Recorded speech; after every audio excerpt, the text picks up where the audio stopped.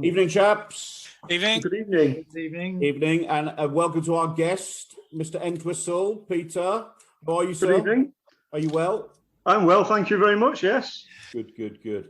So what are you working on? What's on your hobby desk at the moment, Pete? At the moment, Yorkists for my War of the Roses holiday. Hurrah! Will that get you into trouble since you're based in deepest Lancashire? Well, no, I'm half Yorkshire anyway, because my mother was you're born in Yorkshire, my father Lancastrian, so I'm in both camps. So you're sort of Tudor. Yes, yeah. Both roses. So filth, absolute filth. And Richard, same joke every podcast. What are you basing at the moment? Well, as it happens, Wars of the Roses. Oh, for the Society of Ancients Battle Day, no less. is that the one that I volunteered to help at? It is, yes. The Battle of Bosworth. Oh, brilliant. Being held in Shaw House in Newbury in the summer. Look it up on the Society of Ancient. And Nick, what are you working on? Bits and pieces as usual. I've actually been doing some stuff for Reg the last week, as well as Meg. Please don't swear on the podcast. Keep it clean. So some 17th century Austrians, but also progressing with my Khitans. So, nice. Well, I've actually been planning, not painting. I haven't painted for 3 weeks, but I'm planning bits and pieces that I need to paint to make each of the armies I've got more usable. So that's the phase I'm in now. I've decided that I'm selling lead at the moment, not buying it, and then I'm painting stuff to make what I've got more usable. There you go. That's what I'm doing, and I'm planning my armies ready for the tournaments we've got coming up. So it's all very exciting. All very exciting to actually be planning something for the future. Right. Okay. Enough BS. We've got obviously tonight. This podcast is about the Qin and the Han and the Qin, or the Qin and the Han. Can't remember which order they're in. And we're going to do our history bit. And you'll all be glad to know it's not me leading that, obviously, because I don't even know what order they come in. And we're then going to go through the list. And only one of the reasons Pete's here. I mean, he's here because he's a good bloke. He's here because he probably knows something about the history. But we've really got him here because he's used one of these lists that we're going to, from one of these armies that we're going to talk about tonight, in anger, to great success, very great success. And Pete, I know it'd be embarrassing I've got the answer wrong. Is it the one that's also terracotta army painted? Is that Correct. Is that your figure? Yeah, painted as a terracotta army. It is, yeah. I got that right. Good man. So yes, so it ticks every box as far as I'm concerned. An average player like Pete has won with it. Can't believe he's not laughing. Cruel. I've just taken the knife out of the back. He's painted it nicely. And did you take it to Brussels as well? Yes, yeah. So it's even done an international trip. So either 5th or 6th in Brussels, I think it was. Yeah, it's doing quite well. But you won BadCon last year. And I'm not going to steal any thunder from the podcast, but only this week someone said to me the bloody thing should be illegal.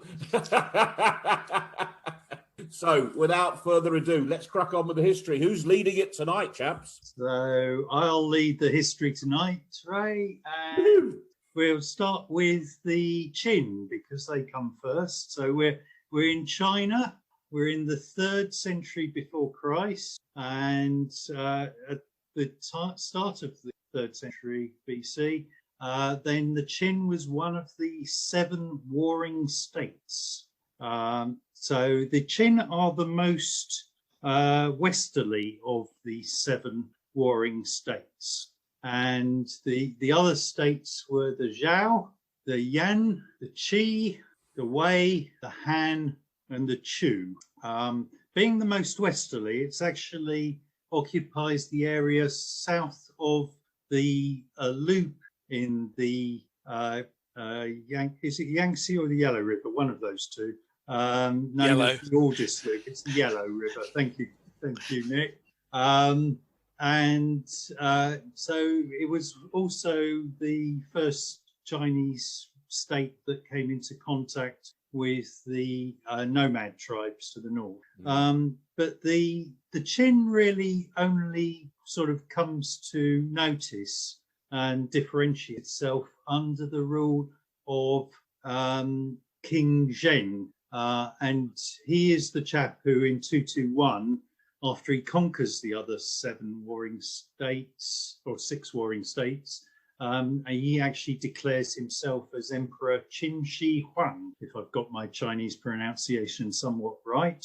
And up until that point, the warring states rulers had declared themselves as kings, but they hadn't declared themselves as emperors. They didn't have the mandate from heaven that you required to be emperor. But Qin Shi Huang, he basically, first of all, in 230 BC, he takes the Han capital of Xinsheng.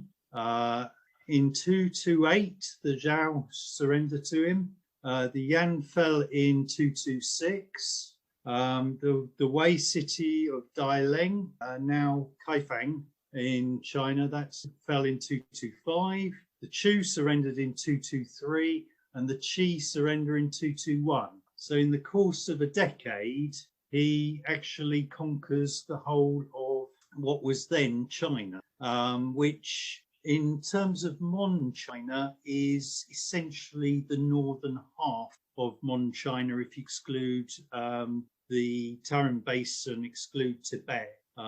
It's the sort of northern half of China.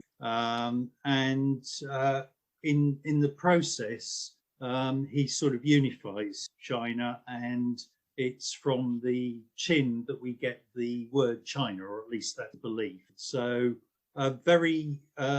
after sort of whole centuries of warfare between these 7 warring states, all of a sudden you get China unified under this emperor. So having done that, of course, he then decides that isn't enough, and he launches attack on the Yu tribes. I have to confess that's a pronunciation I struggle with. Y-U-E, the Yu tribes in the south. Now, the south of China is very different to the north of China. The south of China is very much more mountainous and jungle. And in this attack, the Qin lose many men in a lot of jungle warfare, guerrilla warfare, not the sort of thing they fought in the north. And really, it's only by completing a canal that allows the Qin emperor to bring supply to all his troops from the north, that he actually succeeds in what is in effect a second and actually conquers all the coastal lands around southern China. So that's the lands around what's modern Canton, and also the provinces of Fushu and Guilin. So he really actually extends Chinese control as far south as Hanoi in what is modern North Vietnam. So very decisive for Chinese history. It extends China to the south as well. And meanwhile, in the north, he actually leads or gets his generals to lead an invasion of the Ordus region. So that's the loop in the Yellow River, which is very much steppe and desert, or semi-desert. Actually takes a whole load of sort of prisoners and enforced labourers and tries to settle the region. In fact, the Qin weren't able to actually hold that tree, and it falls to the nomads. It's the first step China takes to sort of extending Chinese rule sort of north beyond the Great Wall of China line, which is another important influence of the Qin, because the emperor was probably the first to take many of the smaller defences built up until that period and unify them into what was to become the first Great China. These days, we don't actually know the exact course and the extent of there are actually, although we tend to talk about the Great Wall of China, there are actually quite a lot of different defensive walls that were built right through the century, from before the Qin period right through until the Ming Dynasty. It's the Ming Dynasty wall that we know these days as the. In 210 BC, the emperor actually dies. During his later reign, he had been very much obsessed about immortality. and it was while he was chasing a elixir of eternal life that he actually died from disease. So yes, proved not to be immortal. But of course, he then is interred in his mausoleum, the famous terracotta army, to protect him. So that's the Qin.